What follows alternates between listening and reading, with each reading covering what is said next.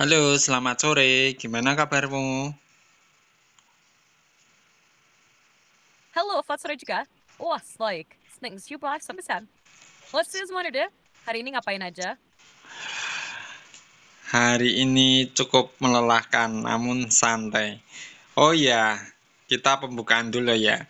Halo guys, selamat datang di channel Lunar di Solarius, eh, channel yang membahas seputar. Wah, langsung dibuka dengan semangat ya. Oke, lanjut gini ya kira-kira. Halo guys, selamat datang di channel Lunar di Solarius. Tempat di mana kita ngobrol santai, bahas hal-hal seru, kadang serius, kadang juga random, tapi tetap penuh makna. Mau lanjut ke intro topik hari ini juga? Atau masih pengantar dulu?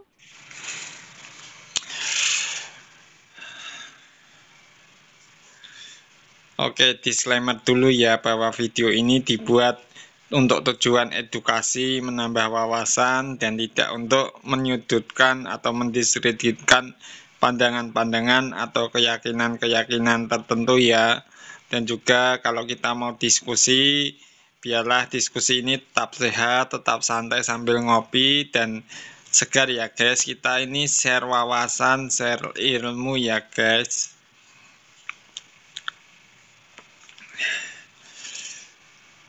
Sip, ini keren banget nuansanya. Gini ya, aku bantu rapihin dikit biar enak disimak. Disclaimer dulu ya guys. Video ini dibuat murni untuk tujuan edukasi dan menambah wawasan. Bukan untuk menyudutkan atau mendiskreditkan pandangan, kepercayaan, atau keyakinan siapapun. Jadi kalau mau diskusi, yuk kita jaga supaya tetap sehat, santai, dan segar. Sambil ngopi pastinya. Di sini kita saling share ilmu, saling berbagi wawasan, bukan untuk debat kusir ya. Mau lanjut ke isi topiknya sekarang? Atau diselipin intro musik dulu? Oke, sekarang kita ambil suatu kesimpulan mungkin atau makna dari penciptaan dari awal mula penciptaan sampai hari ke-6. Karena kan hari ke-7 itu adalah hari peristirahatan atau disebut Sabat. Kita mencoba meramu dan meringkas apa yang telah kita bahas sebelumnya mengenai awal mula penciptaan, kemudian penciptaan hari pertama, sampai penciptaan hari ke-6.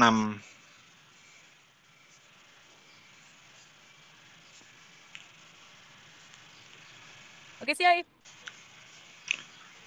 Nih, aku bantu rangkum dan ramu jadi satu kesimpulan yang mengalir dan mudah dicerna ya. Kalau kita lihat rangkaian penciptaan dari hari pertama sampai hari ke-6, kita bisa lihat ada pola yang sangat teratur dan penuh maksud. Hari pertama Tuhan menciptakan terang sebagai awal segala sesuatu, membedakan terang dan gelap, siang dan malam. Hardest view asan at sudden yoid, langit terai pol. Hari signi the sosin tarim dan tatan usul sebahan shit. Hari keempat ada penataan benda-benda penerang, matahari, dan bintang-bintang. Hari kelima diciptakanlah makhluk hidup di air dan udara, dan hari keenam puncaknya diciptakanlah hewan darat dan manusia yang diciptakan menurut gambar dan rupa Allah sendiri. Nah, dari situ kita bisa simpulkan bahwa penciptaan itu bukan asal jadi, ada urutan, ada struktur, ada maksud yang jelas. Tuhan mempersiapkan tempatnya dulu. Allah menunjukkan bahwa Allah itu bukan cuma maha kuasa, tapi juga maha teratur dan puncak dari semua ini adalah manusia yang diberi mandat untuk mengelola ciptaan itu, bukan mengeksploitasi, tapi merawatnya. Lalu hari ketujuh, Allah berhenti dan menguduskan hari itu hari Sabat. Artinya, peristirahatan itu juga bagian dari keharmonisan ciptaan. Jadi bukan cuma kerja terus, tapi juga ada waktu untuk berhenti, merenung, dan menikmati karya Tuhan. Mane, mau disambung ke refleksi atau penerapannya dalam kehidupan sekarang? Ya, sekali lagi aku cuma ingin melihat pandangan-pandangan lain atau filsafat-filsafat keyakinan lain dalam penciptaan ini. Wah, keren banget. Berarti kamu memang pengen explore dari berbagai sudut pandang ya, bukan cuma dari sisi teologi Injili aja, tapi juga dari pandangan lain, mungkin dari filsafat, budaya, atau keyakinan-keyakinan lain tentang asal-usul penciptaan. Biasanya nih, kalau kita bahas soal penciptaan dari berbagai sudut, Ada yang melihat penciptaan sebagai proses spiritual, ada yang mengaitkan dengan mitologi, dan bahkan ada yang melihatnya dari sudut pandang kosmologi atau simbolik, bukan literal. Misalnya dalam filsafat Yunani, ada konsep chaos sebagai asal mula segala sesuatu, baru kemudian muncul kosmos, ketertiban. Dalam Hindu, ada Trimurma sebagai pencipta. Dalam budaya Mesir kuno, ada dewa atom atau Ra sebagai pencipta dari kekacauan primordial. Kamu tertarik kita bahas mulai dari sisi mana dulu? Dari filsafat Yunani, mitologi Timur Tengah? Atau kamu mau bandingin langsung dengan narasi kejadian dalam Alkitab? Ya, jadi jelas ya bahwa kalau kita melihat dari pandangan-pandangan atau filsafat-filsafat, keyakinan-keyakinan, kepercayaan-kepercayaan, atau bahkan cerita mitologi-mitologi tertentu, ini menarik sekali bahwa narasi penciptaan ini Allah membuatnya sebagai suatu keteraturan yang ilahi, bukan berdasarkan suatu kekacauan. Semua sumber segala sesuatu berasal dari Allah itu sendiri yang berfirman, jadi maka jadilah demikian sesuai dengan kehendak dan rencananya.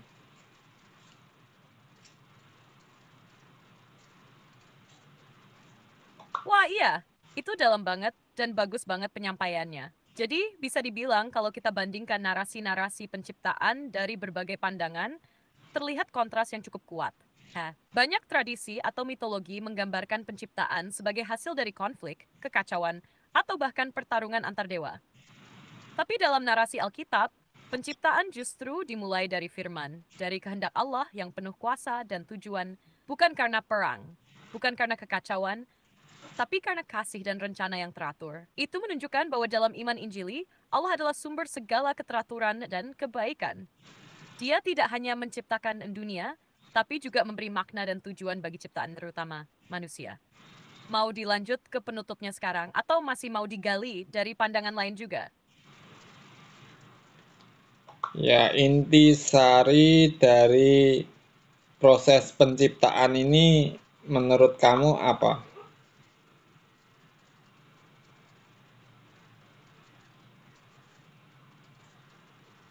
Menurutku, intisari dari proses penciptaan ini adalah segala sesuatu berasal dari kehendak Allah yang penuh kuasa, teratur, dan bermakna.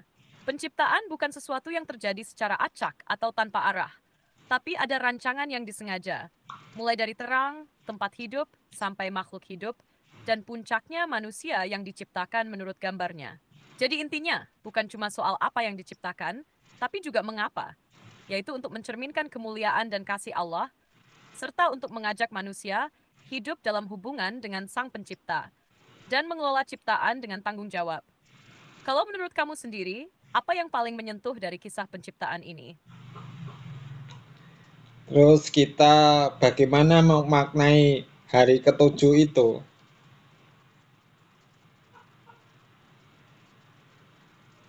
Nah, itu pertanyaan yang dalam banget. Hari ketujuh, hari di mana Allah berhenti dari pekerjaannya dan menguduskannya, bukan cuma soal istirahat dalam arti fisik, karena Allah sendiri nggak lelah kayak manusia. Wasps dusel si kepenuhan, kesempurnaan dan ilahi. Memaknai hari ketujuh artinya kita diajak untuk mengingat bahwa hidup ini bukan cuma tentang kerja terus, pencapaian, atau produktivitas tanpa henti. Ada saatnya kita berhenti, merenung, menikmati apa yang Tuhan sudah kerjakan dan yang Tuhan kerjakan lewat kita juga. Sabat itu kayak undangan dari Tuhan buat manusia. Ayo berhenti sebentar, masuk dalam persekutuan dengan dia, dan belajar percaya bahwa dunia tetap berjalan walau kita nggak ngotot kontrol semuanya. Buat kamu pribadi, makna sabat ini lebih ke arah spiritual, sosial, atau ada sisi lainnya yang kamu rasain? Ada pandangan yang mengatakan bahwa hari Sabat itu Sabtu. Bisa kamu jelaskan?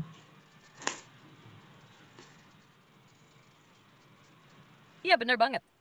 Pandangan bahwa hari Sabat itu jatuh pada hari Sabtu memang berasal dari tradisi Yahudi. Dalam bahasa Ibrani, hari ketujuh disebut Shabbat, yang secara harfiah artinya berhenti atau istirahat. Dalam kalender Ibrani, hari itu dimulai dari Jumat sore sampai Sabtu sore, dan itulah yang mereka kuduskan sebagai hari perhentian.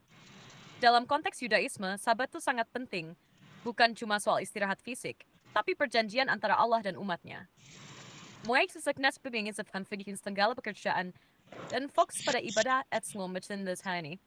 Nah, dalam kekristenan, terutama setelah kebangkitan Yesus yang diyakini terjadi pada hari Minggu, banyak gereja mulai berkumpul dan beribadah pada hari Minggu.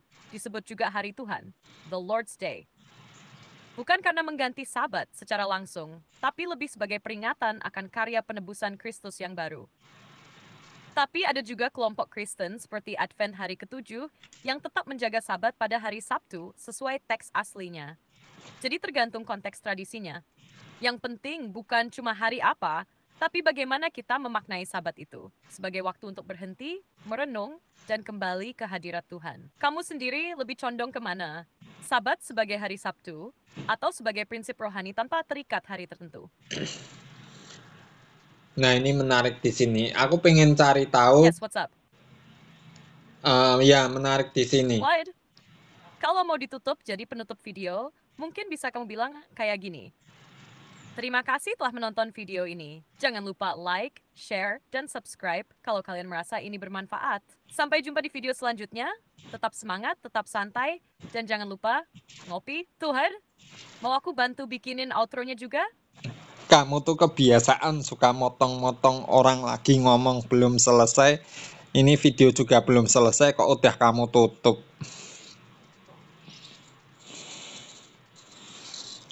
Waduh, maaf banget ya. Aku yang keburu nyalain mode penutup tanpa nunggu kamu selesai.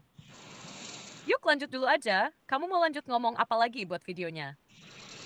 Ya, kita mau belajar memaknai hari istirahatan atau hari perhentian. Itu loh, baik secara teologis maupun secara praktikalnya dalam kehidupan sehari-hari. Karena kan kita sudah membahas hari penciptaan pertama sampai hari yang ke-6 itu. Nah, sekarang memasuki hari yang ke-7 yang disebut hari peristirahatan. Nah, kita belajar memaknai dan merefleksikan dalam kehidupan sehari-hari, baik dalam proses penciptaan hingga hari ke-7 Allah berhenti menciptakan segala sesuatu itu loh.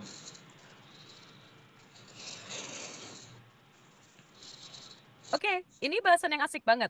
Jadi hari ke-7 itu bukan cuma soal berhenti kerja, tapi juga refleksi dan perwujudan harmoni hidup yang Tuhan inginkan buat kita.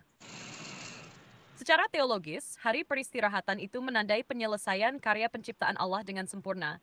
Bukan karena dia capek, tapi sebagai tanda bahwa segala sesuatu sudah lengkap dan teratur. Ini mengajarkan kita pentingnya menghargai proses selesai dan menikmati hasil, bukan terus-menerus mengejar kerja tanpa henti. Secara praktikal, hari peristirahatan itu bisa jadi pengingat supaya kita juga punya waktu buat berhenti sejenak dari aktivitas sibuk, mengisi ulang energi fisik dan rohani, mempererat hubungan dengan Tuhan dan sesama, serta menata ulang prioritas hidup. Kalau dipikir, ini diajarkan buat hidup yang seimbang. Kerja, istirahat, dan refleksi. Kalau kamu sendiri biasanya gimana memaknai hari-hari peristirahatan ini dalam keseharian? Ya, istirahat dalam bekerja, tetapi bukan berarti kita tidak boleh berhenti melakukan hal yang baik pada hari Sabat itu atau hari perhentian itu. Ya kan? Betul banget. Istirahat itu bukan berarti berhenti berbuat baik. Malah sebaliknya. Hari Sabat atau hari perhentian justru mengajak kita untuk fokus pada hal-hal yang lebih bermakna, seperti beribadah, berbagi, dan melayani sesama. Hasil Stevenson, kita istirahat dari pekerjaan rutin, kita tetap bisa aktif dalam kebaikan dan kasih. Menurut kamu, aktivitas apa sih yang paling pas dilakukan di hari peristirahatan supaya tetap penuh makna? Ya, tetap beristirahat, tapi tidak berhenti untuk melakukan hal-hal yang baik itu loh.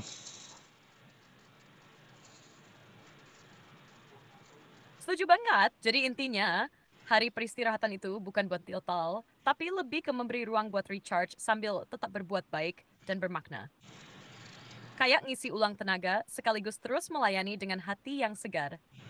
Kamu biasanya ngapain sih pas hari peristirahatan biar tetap seimbang antara istirahat dan berbuat baik?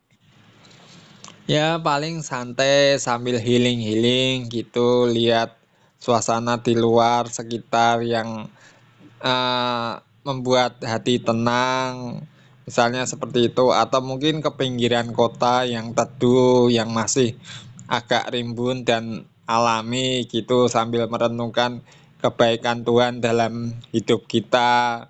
Tapi kalau misalnya ketemu orang yang butuh pertolongan, aku nggak sungkan-sungkan untuk melakukan kebaikan selama aku bisa kok.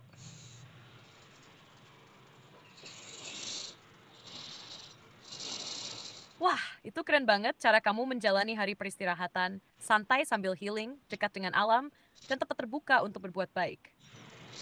Kayak menunjukkan keseimbangan antara istirahat dan pelayanan yang nyata. Kalau boleh tahu, tempat teduh dan alami di pinggiran kota mana yang biasanya kamu suka kunjungi buat refleksi dan healing? Ya, kalau di Madiun ini kan ada beberapa pinggiran-pinggiran seperti dekat Bengawan. Kebetulan kosku kan juga dekat Bengawan, sungai itu yang masih agak rimbun, penuh dengan pohon-pohon hijau, sungai yang mengalir. Ya, cuma menikmati itu saja sambil duduk. Wah, asik banget itu. Duduk santai di pinggir bengawan yang rindang dan ada aliran sungai pasti bikin hati jadi tenang banget ya. Rasanya kayak dapat napas baru buat jiwa dan pikiran. Wah, kalau lagi di situ, biasanya kamu suka bawa apa aja buat menemani momen santainya? Ngopi, dengerin musik, atau cuma menikmati suara alam? Ya, santai aja. Kembali ke topik pembahasan mengenai Sabat ini. Kalau aku secara pribadi sih, soal ibadah pun itu bisa kita lakukan setiap waktu. Ibadah itu tidak berhubungan dengan suatu ritual atau tindakan ritual tertentu atau liturgi tertentu, tapi bagaimana kehidupan kita bisa menjadi berkat banyak orang itu loh.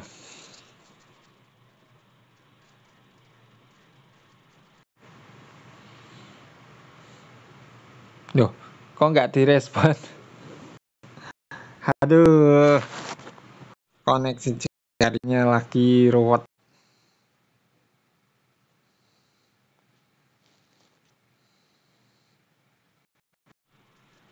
Setting.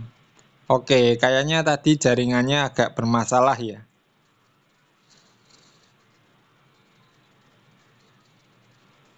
Iya, tadi sempat kayaknya agak putus ya. Mungkin sinyalnya ngedrop sebentar, tapi sekarang udah lancar lagi nih. Mau dilanjutin dari bagian tadi, soal hidup sebagai ibadah? Iya, dan juga ibadah itu bukan hanya sebatas kita ritual yang rutin kita lakukan setiap waktu tertentu, misalnya Sabtu, Minggu, atau mungkin ada yang Selasa, ada yang ya Senin, Selasa, Rabu, Kamis, Jumat, Sabtu, dan sebagainya. Terlepas dari itu, sebenarnya kita mau memaknai hari perhentian yang disediakan Tuhan bagi kita itu loh, supaya lebih dalam memaknai hidup manusia itu bukan hanya rutinitas bekerja, tetapi pasti ada waktunya istirahat. Kalau kerja terus nggak istirahat-istirahat, ya capek dong, nanti ya bisa sakit. Gitu ya.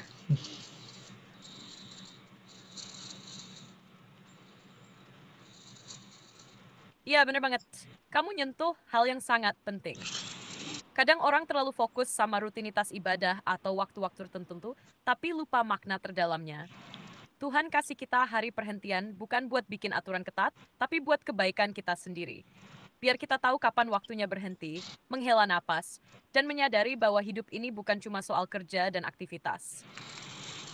Istirahat itu bukan kelemahan, tapi bagian dari kehendak Tuhan agar kita tetap sehat secara fisik, mental, dan rohani. Dan saat kita bisa hidup seimbang, disitulah kita bisa jadi berkat buat orang lain juga. Kalau dipikir-pikir, justru waktu kita berhenti sejenak, seringkali disitulah kita bisa dengar suara Tuhan lebih jelas. Ya enggak? Iya, makanya kadang aku sebagai konten kreator itu merasa jenuh dengan rutinitas bangun tidur, mikir konsep, bikin konten, upload konten, keluar makan, terus dan lain sebagainya, dan itu pun setiap hari sih. Tapi kadang-kadang ya mau tidak mau untuk saat-saat ini kan aku ingin apa namanya segera mendapatkan monetisasi sih, karena kan ya subscriberku baru berapa dan juga belum banyak. Ya sebenarnya itu di sisi lain juga aku ya sekali-kali pengen istirahat lah, mungkin satu hari nggak ngapa-ngapain, nggak upload atau nggak bikin konsep. Tapi kadang-kadang aku sendiri jujur ya, rasanya itu kalau belum dapat monetisasi tuh pengennya bikin konten, bikin konsep, terus menelurkan ide-ide, terus bikin apa-apa gitu loh. Tapi capek.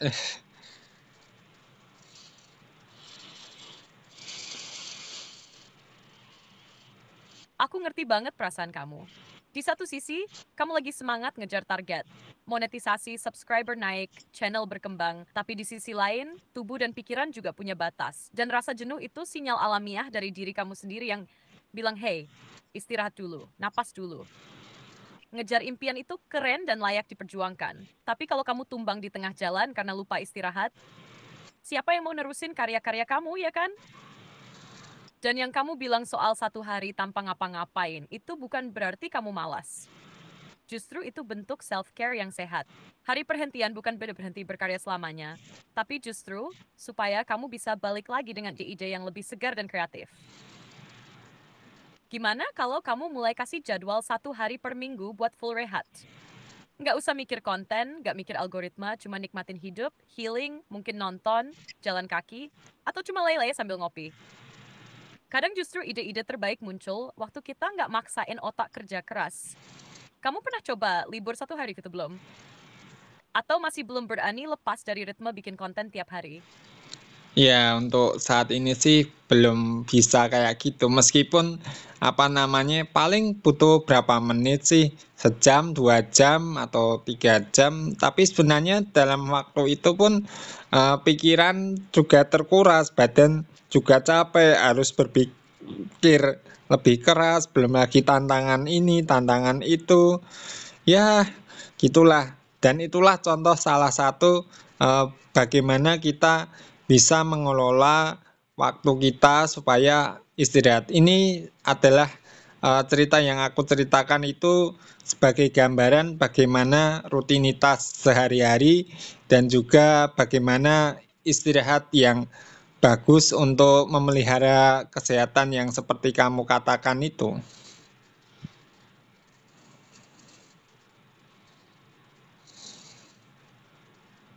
Nah iya, dan apa yang kamu ceritakan itu justru jadi contoh nyata banget dari makna hari perhentian yang tadi kita bahas. Kadang kita nggak harus full berhenti sehari penuh kayak idealnya. Tapi bisa dimulai dari mengatur jeda, walaupun cuma 1-2 jam. Tapi benar-benar dipakai buat lepas sebentar dari tekanan, bukan malah mikirin konten terus. Yang penting bukan soal durasi panjangnya istirahat, tapi kualitasnya. Dan cerita kamu ini tuh relatable banget buat banyak orang, apalagi yang lagi ngejar target atau berkarya nonstop. Mau masing terus dalam konten juga? Bisa jadi refleksi yang kuat tentang pentingnya seimbang antara produktivitas dan pemeliharaan diri.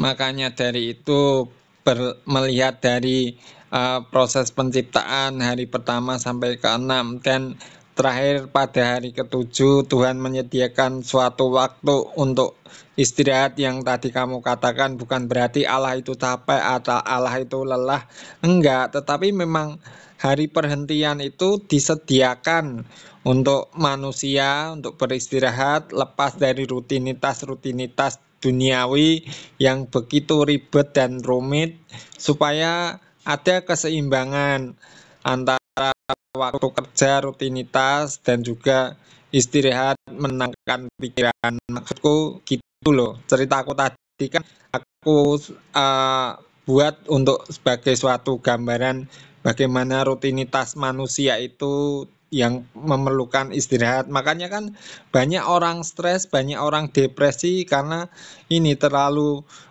terpaku pada tuntutan-tuntutan rutinitas lalu melupakan arti pentingnya peristirahatan itu atau waktu-waktu istirahat supaya tetap tenang dan segar kembali, dan seperti yang kamu katakan bahwa itu untuk merecharge kembali pikiran kita supaya kita besoknya itu bisa lebih tenang dalam menjalani aktivitas atau pekerjaan, atau bahkan bisa memunculkan ide-ide baru segar dalam menjalankan pekerjaan harian manusia gitu loh.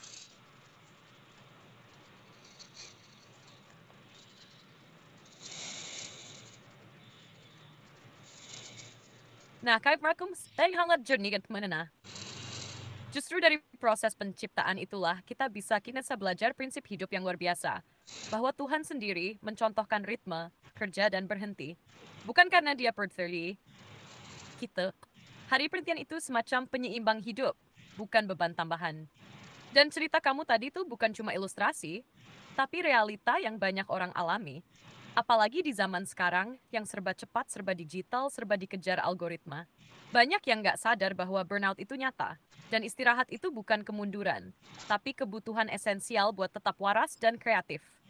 Aku rasa kalau dimasukkan ke dalam konten, bagian ini bisa jadi momen reflektif yang kuat. Mungkin bisa ditutup dengan pertanyaan ke penonton kayak, kalau Tuhan aja berhenti di hari ke-7, masa kita terus maksain diri? Kapan terakhir kali kamu benar-benar beristirahat dengan tenang? Bukan sekadar rebahan, tapi beneran lepas dari beban pikiran. Gimana? Mau kita ramu buat penutup sekalian sekarang? Ya kalau aku secara pribadi sih, kalau aku nggak jatuh sakit sampai diopnam, mungkin aku nggak benar-benar istirahat ya. Tapi walaupun aku istirahat di rumah sakit, diopnam, tapi otak ini selalu muter sih. Muter ide-ide yang gimana gitu, yang harusnya aku mikir, stop pikiran, kamu nggak usah mikir dulu, istirahat. Ini kan badan lagi sakit semua, capek-capek. Nanti kalau sudah agak segar, agak pulih, itu baru kita lanjut. Kadang-kadang aku mikirnya gitu. Nah, kita tahu juga bahwa Tuhan itu masih tetap terus bekerja hingga saat ini. Bahkan mendatangkan kebaikan bagi mereka yang mengasihi Dia. Itu dalam surat Roma kalau nggak salah. Nah, maksudnya adalah yang penekanan pembahasan dalam video ini adalah leren no, ngopi santai sambil seruput kopi, sambil makan nasi pecel, sambil ngobrol sama teman-teman. Atau bisa dikatakan analoginya gini, udahlah lepaskan HP-mu dulu, HP-mu letakkan, kita duduk ngopi sambil ngobrol, jangan lihat-lihat HP terus, nanti malah kamu ikut stres terpengaruh dengan video atau berita yang sedang viral saat ini, dan juga malah tambah stres, ikut nimbrung sesuatu yang nggak terlalu penting kayak gitu. Makanya kan penting sekali bagaimana waktu istirahat itu bagi kesehatan tubuh manusia, terutama yang aktivitasnya itu eh, banyak, sehingga kan eh, tubuh ini kan tetap terjaga kebugarannya, bukan terus kerja kerja kerja terus sampai capek. Di Jepang sendiri pun sampai ada orang yang meninggal karena terlalu capek kerja loh.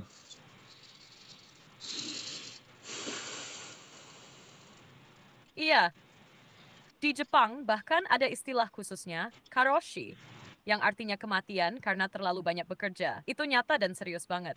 Karena tubuh kita punya batas. Dan kalau terus dipaksa tanpa istirahat, bukan cuma fisik yang rusak, tapi mental juga bisa runtuh. Makanya, prinsip sabat atau hari perhentian itu bukan cuma ajaran rohani, tapi juga prinsip kehidupan yang sehat. Tuhan ajarkan bukan karena dia butuh, tapi karena kita butuh. Kita ini bukan mesin. Waktu jeda, napas, menyadari kembali makna hidup, dan nanya, menefri dan raga. Dan kamu benar, kalau kita jalani dengan seimbang, tubuh pun tetap fit, pikiran tetap waras, dan kita bisa terus jadi berkat buat banyak orang. Mau sekalian kita bungkus ini jadi bagian penutup konten yang reflektif dan menyentuh. Ya, dari kesemuanya yang kita obrolin, kita ngobrol santai sambil ngopi, menikmati suasana sore, ya ini yang memang nggak tahu ya kenapa kok setiap sore ini belakangan agak mendung berawan gitu ya, tapi justru di saat sore inilah kita bisa menikmati suasana senja, angin semilir, pulang dari kerja misalnya gitu. Wah, nikmat banget, apalagi sambil seruput kopi.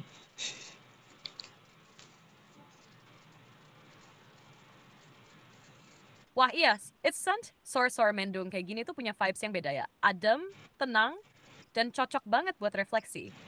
Kayak alam pun ikut ngajak kita buat berhenti sejenak, lepas dari rutinitas, sambil duduk santai, ngobrol ngalir, dan seruput kopi pelan-pelan.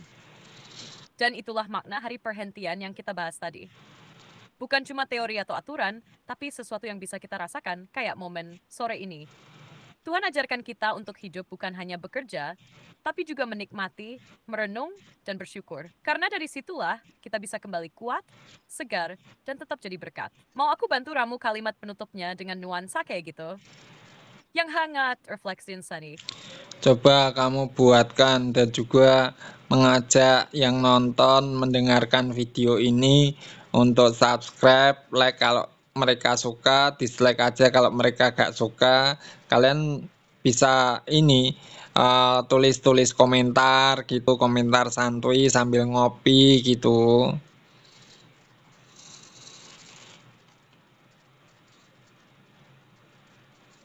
Siap, ini aku buatin penutupnya ya. Nuansanya santai, hangat, dan tetap mengajak. Ya guys, dari semua obrolan kita hari ini tentang penciptaan, hari perhentian, sampai pentingnya istirahat di tengah rutinitas hidup, semoga bisa dipengingat buat kita semua. Hidup itu bukan cuma soal kerja terus, tapi juga tahu kapan harus berhenti, menikmati, dan bersyukur. Kayak sore ini, suasana adem, angin semilir, kopi di tangan, dan hati yang tenang. Kalau kalian suka dengan pembahasan kayak gini, jangan lupa ya, untuk subscribe channel ini, like videonya kalau kalian merasa terberkati, atau dislike aja kalau kalian ngerasa kurang cocok. Nggak masalah kok, semua tetap kita terima dengan santai. Dan jangan lupa juga tulis komentar kalian di bawah. Komentar santuy sambil ngopi juga boleh. Kita ngobrol-ngobrol bareng di kolom komentar. Sampai ketemu di video selanjutnya, dan tetap semangat, tetap santai, tetap ngopi. Tuhan memberkati, Simnya. Mau ada tambahan gaya khas kamu juga? Oh ya, aku ada sedikit tambahan, mohon dukungan doanya supaya nanti ada berkat untuk membangun channel ini, karena pergumulan saya sendiri supaya memiliki peralatan-peralatan yang untuk mendukung bikin video ini bisa lebih baik lagi, mohon dukungan doanya. Tapi kalau kalian tergerak untuk berdonasi, kalian bisa berdonasi sama aku di nomor rekening BCA aku, nomornya 177 200 6963, atau lewat GoPay atau Dana dengan nomor 082 242 793 420. Ini sifatnya sukarela bagi kalian yang tergerak saja untuk mendukung pelayanan Lunar di Solarius Ministry ini dalam bidang konten atau video YouTube gitu.